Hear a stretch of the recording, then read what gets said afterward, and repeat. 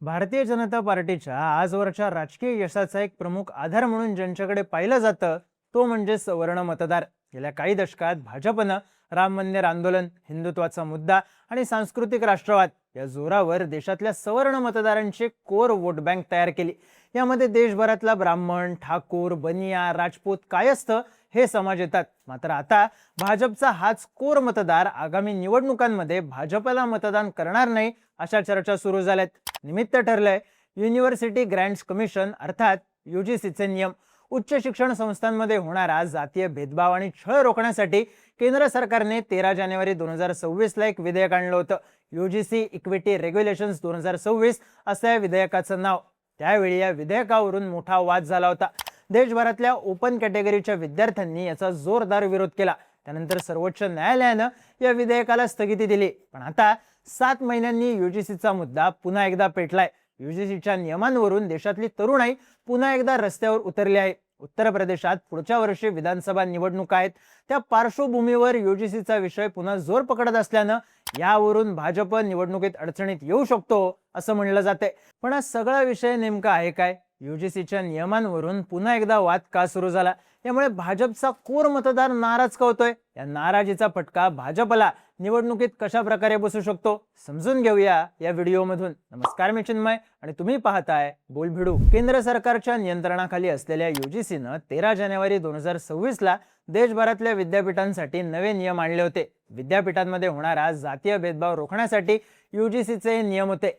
हे नियम देशातल्या सर्व विद्यापीठांना पाळणं बंधनकारक होतं. मात्र नियम जाहीर होताच देशभरातल्या ओपन कॅटेगरीच्या विद्यार्थ्यांनी याला विरोध केला. यूजीसीच्या नियमांवर अनेक सवर्ण संघटनांनी आक्षेप घेतला. या नियमांमुळे जनरल कॅटेगरीचे विद्यार्थी आणि प्राध्यापकांवर खोटे गुन्हे दाखल होऊन त्याचा दुरुपयोग होऊ शकतो अशी भीती व्यक्त करण्यात आली. या नियमांविरोधात सर्वोच्च न्यायालयात जनहित याचिका दाखल करण्यात आली. 29 जानेवारीला न्यायालयात यावर सुनावणी झाली आणि सर्वोच्च न्यायालयानं यूजीसीच्या नियमांना स्थगिती दिली. पण आता 7 महिन्यांनी यूजीसी नियमांचा विषय पुन्हा एकदा तापलाय. सध्या नियमांविरोधात अनेक संघटना रस्त्यावर उतरल्यात. यामागचं कारण काय? तर 20 ऑगस्टला केंद्र सरकारनं सर्वोच्च न्यायालयात स्पष्टीकरण देताना म्हणलं की सरकार यूजीसीच्या निर्णयाचा पुनर्विचार करणार आहे. मात्र आंदोलन करणाऱ्या संघटनांचं म्हणणं आहे की या निर्णयावर फेरविचार करण्याऐवजी सरकारनं हा निर्णय पूर्णपणे रद्द केला पाहिजे. त्यातच मागच्या काही दिवसात देशात आरक्षण हटाव आंदोलनानं जोर पकडलाय. सीजेपीच्या आंदोलनाला मिळालेल्या यशानंतर आता अनेकांनी शिक्षणातल्या आरक्षणाविरोधात आंदोलन सुरू केलंय.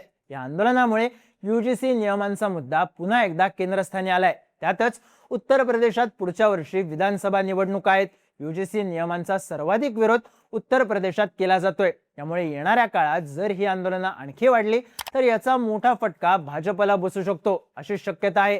आता हे कसं तेही समजून घेऊ. तर यूजीसीच्या नियमांवरून उत्तर प्रदेशात जनरल कॅटेगरी विरुद्ध भाजप असं चित्र निर्माण झाल्याचं दिसतंय. मुळात उत्तर प्रदेशातला सवर्ण मतदार हा मागच्या काही वर्षांपासून भाजपच्या पाठीमागे खंबीरपणे उभा राहिलाय. राज्यात 2017 पासून भाजपचं पूर्ण बहुमताचं सरकार आहे.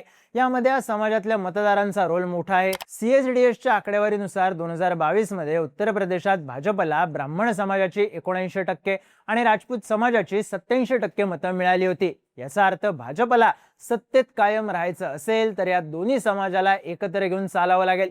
हे दोन्ही समाज जनरल कॅटेगरीत येतात. पण यूजीसीच्या नियमांमुळे या समाजांमध्ये रोष आहे. आता जर विधानसभा निवडणुकीत या समाजांची नाराजी ओढवली तर यूपी मध्ये भाजप अडचणीत येऊ शकते.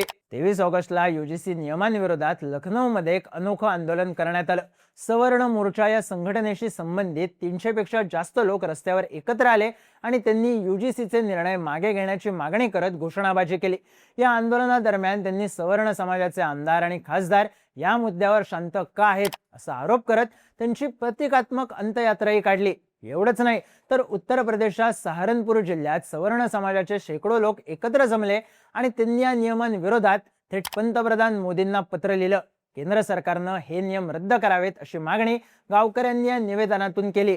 सध्या उत्तर प्रदेशच्या वेगवेगळ्या जिल्ह्यांमध्ये अशा प्रकारची आंदोलनं सुरू आहेत, ज्यामुळे निवडणुकीआधी राज्यातल्या राजकारणात हा मुद्दा चांगलाच तापलाय। मुळात उत्तर प्रदेशचं राजकारण हे सुरुवातीपासूनच सवर्ण ब्राह्मण समाजाच्या अवतीभोवती फिरत राहिले। या समाजाची लोकसंख्या 10% आसपास आहे, पण हा समाज अनेक वेळा निवडणुकीत गेम चेंजर ठरल्याचं दिसून आले।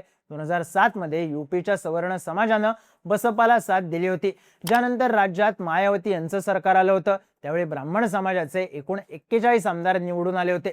त्यानंतर 2012च्या निवडणुकीत या समुदायानं समाजवादी पार्टीला साथ दिली आणि अखिलेश यादव मुख्यमंत्री बनले। त्यावेळी समाजाचे 21 आमदार निवडून आले होते।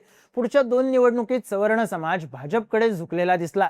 2017 आणि 2022 मध्ये ब्राह्मण समाजाचे प्रत्येकी 46 आमदार निवडून आले। थोडक्यात यूपीत कोणत्याही पक्षाला निवडणूक जिंकायची असेल तर त्यासाठी सवर्ण मतदारांची साथ आवश्यक आहे। त्यामुळे जर यूजीसीच्या मुद्द्यावरून हा समाज भाजपवर नाराज झाला तर त्याचा मोठा फटका भाजपला बसेल असं म्हणलं जातंय। पण भाजप फक्त एकाच बाजूने अडकलाय असं आहे का? तर नाही। कारण समजा सरकारनं सवर्ण समाजाच्या दबावामुळे यूजीसी कायदा मागे घेतला तर हे सरकार अनुसूचित जाती जमातींच्या विरुद्ध आहे असं नरेटिव्ह उभं राहू शकतं। कारण या समाजाने यूजीसी कायद्यांना पूर्णपणे समर्थन दिले। 2024च्या लोकसभा निवडणुकीत भाजपला या विरोधाचे परिणाम भोगावे लागले होते। त्यावेळी भाजप विरोधात संविधान धोक्यात आहे, आरक्षण धोक्यात आले असं नरेटिव्ह सेट करण्यात विरोधक यशस्वी झाले होते। आता सरकारने यूजीसी कायदे मागे घेतले तर पुन्हा हेच नरेटिव्ह उभं केलं जाऊ शकतं। महत्त्वाचं म्हणजे यूजीसीच्या नियमांमध्ये SC/ST सोबतच ओबीसी समुदायाचाही समावेश करण्यात आलाय। त्यामुळे समजा सवर्ण मतदारांच्या दबावामुळे हे सरकारने हे कायदे मागे घेतले तर ओबीसी समाज सुद्धा भाजपवर नाराज होऊ शकतो। थोडक्यात यूजीसीच्या मुद्द्यावरून भाजप सरकारची दोन्ही बाजूंनी कोंडी झाल्याचं दिसून येतंय। उत्तर प्रदेश हे असं राज्य आहे जिथे चौधरी चरण सिंग यांच्या अजगर समीकरणापासून कांशीराम यांच्या बहुजन राजकारणापर्यंत अनेक प्रयोग झाले आहेत। भाजपने या सगळ्यावर मात करत सवर्ण प्लस बिगर यादव ओबीसी प्लस बिगर जाटव दलित असं मजबूत समीकरण उभारलं होतं। पण आता यूजीसीच्या मुद्द्यामुळे या सर्व समीकरणांना तडे जाताना दिसतायत। येणाऱ्या काळात भाजप या मुद्द्याला कशा प्रकारे हँडल करतं यावर सगळ्या गोष्टी अवलंबून असतील। तुम्हाला याबद्दल काय वाटतं? यूजीसीच्या मुद्द्यावरून भाजप अडचणीत येईल का? 2027च्या उत्तर प्रदेश निवडणुकीत भाजपला याचा फटका बसेल का? तुमची मतं आणि प्रतिक्रिया कमेंट करून नक्की सांगा आणि राजकीय घडामोडी विस्तारानं पाहण्यासाठी बोलबिडूच्या YouTube चॅनलला सबस्क्राईब करायला विसरू नका।